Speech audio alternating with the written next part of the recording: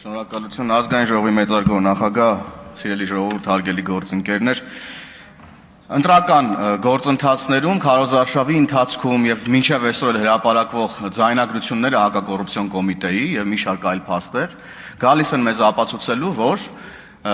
Հայաստան խմբակցության ներկայացուցիչները, ուժեղ Հայաստան նաև կուսակցության դաշինքի ներկայացուցիչները փորձել են տարբեր մեթոդներով ազդել ընտրական գործընթացների վրա եւ ուրեմն զավթել Հայաստանի Հանրապետությունում իշխանությունը ամենատարբեր մեթոդներով, փող բաժանելով համատարած, նաև օգտագործելով հիշատակվող ընտրական տուրիզմ, ուրեմն գործընթացը եւ հիմա մենք պայքարում ենք այս ամեն ինչը կանխելու դեմ եւ կանգնած ենք Հայաստանի Հանրապետության պետական անվտանգության կողքին հիմքերում որպես ազգային ժողովի падգամավորներ, ժողովրդի կողմից մանդատ ստացած падգամավորներ։ Եվ հիմա գալիս տեղ ընդդիմությունը խոսում է, ասում է հանրային քննարկումներ չեք արել։ Մենք ողջ քարոզարշավի ընթացքում մեր ժողովրդի հետ շատ լավ, արդյունավետ հանրային քննարկում ենք արել, եւ այս փոփոխությունները ձևավորվել են հենց քարոզարշավի ընթացքում մեր քաղաքացիներից ստացված ահազանգների եւ նրանց պահանջների հիման վրա։ Ստացված ահազանգերի եւ պահանջների հիման վրա եւ մենք կատարում ենք մեր ժողովրդի կամքը, ինչպես եւ խոստացել ենք քարոզարշավին, ինչպես որ ելնում ենք նաեւ մեր վերլուծություններից, նաեւ այն բոլոր քրեական գործերից, որոնք հարուցվել են այս ընթացքում ամենատարբեր հիմքերով։ Դուք այստեղ չեք կարողանում ձեր լծակները կիրառել, որովհետև Հայաստանի Հանրապետությունը ժողովրդավար պետություն է, ինստիտուտներն աշխատում են եւ թույլ չեն տալիս ձեզ, որպեսզի կարողանաք ազդել Հայաստանի Հանրապետությունում ապրող քաղաքացիների ուրեմն կամ արտահայտության վրա գտնում եք տեղեր, որտեղ ինտերնետն անջատած է կամ մի քիչ ժողովրդավարությունը այն չի, փորձում եք այդպես ազդել մարդկանց կամքի վրա եւ բերել այստեղ ընտրացնել,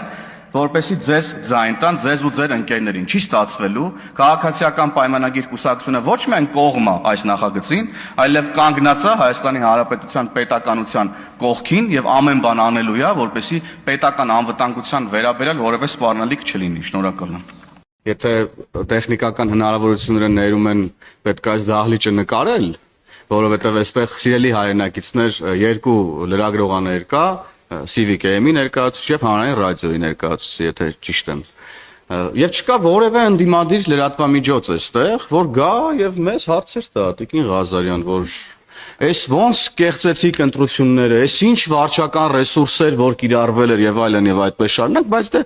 օրինակ Սամվել Կարապետյանին էլ այդ նույն ընդդիմադիր լրագրողները գնում են եւ խելոք դեմքով նստում են, խոնար դեմքով նստում են եւ չեն հարցնում։ Գիտեք ինչ կա, ողջ քարոզարշավի ընթացքում ուրեմն ներողություն վայնասուն էիք դրել 300,000 ադրբեջանցիների վերադարձի մասին եւ այլն, հիմա ահա հեսա Հայաստանի Հանրապետությունը կործանվում է, քաղաքացիական պայմանագիրը հենց ընտրվեց, հաջորդ օրը Հայաստանի Հանրապետություն չի լինելու եւ այլն, արևը այլևս չի դուրս գալու կամ դուրս է գալու եւ այլևս մայր չի մտնելու։ Ուր են այդ հարցերը։ Ուր են այդ հարցերն ընդհանրապես եւ ուր են 300,000 ադրբեջանցիները։ Ուր է Նարեկ Կարապետյանը, որ ինչ բան լրատվամիջոց կար իրանց ձեռքի տակ եղած, ամեն օր գուժում էին եւ մարդկանց ահաբեկում էին այդ լուրերով։ Չեն ուզում այդ խմբագիրները Սամվել Կարապետյանին հարց տան։ Ուր են ձեր ասած 300,000 ադրբեջանցիները, որ պետքա ԿՊ-ի ընտրվելու դեպքում գային Հայաստան։ Ուր են այդ մարդիկ։ Կամ բազմաթիվ այլ հարցեր, որոնք հնչել են։ Ինչ որ տնտեսական ծրագրերից էին խոսում, մեկը կար այնտեղ ճգնամաժից էր խոսում ինչ որ երրագլուխներից մեկը Վանդակի Սիրահարը։ Ուր են դրանք ընդհանրապես։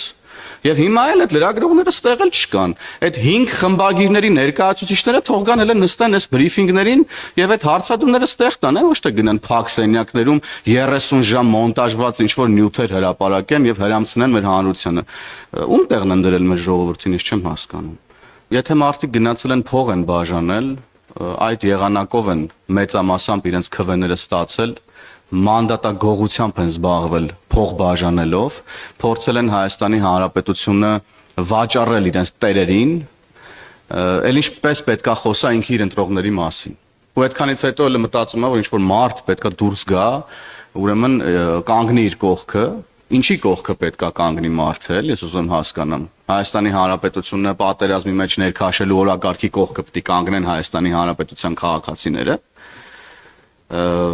Կարծում եմ, որ նրանք որևէ ներուժ չունեն, բովանդակության մասին խոսել էլ չենք կարող։ Ինչ վերաբերում է, որ ասում են դե մենք ընդդիմադիրներով կհավաքվենք, իրանք ընդդիմադիրներով վաղուց են իրար հետ հավաքված,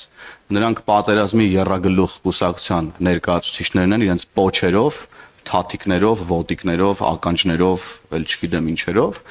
եւ հետեւաբար բարձից էլ բարձա, թե մենք ում հետ գործ ունենք, ջախջախվել է պատերազմի եռագլուխ ընդդիմությունը եւ ջախջախվելու է առաջիկա խորհրդարանում նաեւ, եթե մտքների ծայրով անցկացնեն վերցնեն մանդատներ եւ գան խորհրդարան, քաղաքացիական պայմանագիր կուսակցությունը շնորհակալ է Հայաստանի Հանրապետության 728,000 քաղաքացիներից, ովքեր տեր են կանգնել խաղաղությանը, քաղաքացիական պայմանագիր կուսակցությունը, խմբակցությունը ազգային ժողովում միանձնյա ձևավորելու է կառավարություն եւ որևէ խոչընդոտ չի ստեղծվել մեզ համար Հայաստանի Հանրապետությունից արդեն այսօր ամսի 17-ն է, 10 օր է անցել, ուր են 300,000 ադրբեջանցիների մասին գոռացողները,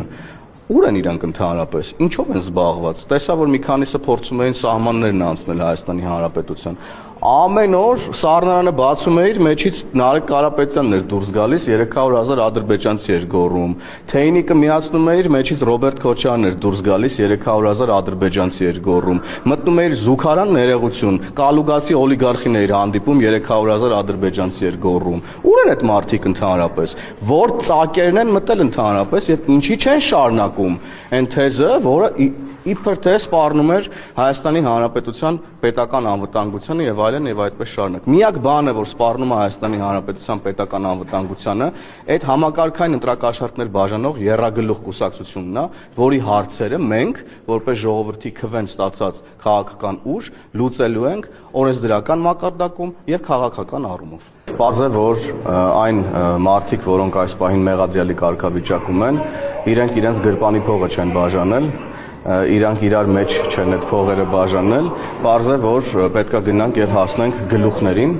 եւ այստեղ գործել է հանցավոր սխեմա, որը ամբողջ Հայաստանի տարածքով են ուրեմն փորձել գործարկել, ինչի արդյունքում էլ նաեւ ստացել են այսքան ձայն, ես ցավում եմ սրա համար, որ տրվել են Հայաստանի Հանրապետության քաղաքացիները ընտրակաշառքներին եւ ընտրակաշառքի բերումով եւ այլ ուրեմն հանցավոր ներգործությունների բերումով գնացել են տեղամասեր եւ իրենց քվեն տվել են ուրեմն պատերազմի եռագլուխ կուսակցության ներկայացուցիչներին համակարգված ընտրակաշառքով քաղաքական գործունեություն ծավալող կուսակցությունները, քաղաքական ուժերը պետքա հնարավորություն չունենան զբաղվելու քաղաքականությամբ։ Մենք պետքա քաղաքականությունից դուրս բերենք փողը եւ չի կարող Հայաստանի Հանրապետությունում լինի մի քաղաքական ուժ, որի միակ ուրեմն հենարանը փողն է, զրո բովանդակությամբ մարդիկ մտնում են քաղաքականություն օգտագործելով փողը, տեսնում ենք, որ որոշակի ազդեցությունների են կարողանում հասնել եւ օրինակ մանդատներ գողանալ Հայաստանի Հանրապետության ժողովրդից։ Սա պետքա օրենսդրական մակարդակում կանխվի եւ ընդհուպ մինչեւ պետքա այնքան խիստ օրենսդրական կարգավորումներ լինեն, որ նրանց ուղղակի արգելվի զբաղվել քաղաքականությամբ, մասնակցել որևէ ընտրական գործընթացների։ Նրանք հատ-հատ պատասխան են տալու իրենց յուրաքանչյուր ուրեմն հնչեցրած կեղծ թեզերի համար, հատ-հատ պատասխան են տալու յուրաքանչյուր դրամի համար, որով փորձել են գնել Հայաստանի Հանրապետության քաղաքացուն։ Նրանք շատ դաժան իրականություն է սպասում ազգային ժողովում քաղաքական առումով, մենք նրանց ոչնչացնելու ենք քաղաքական առումով ազգային ժողովի դահլիճում։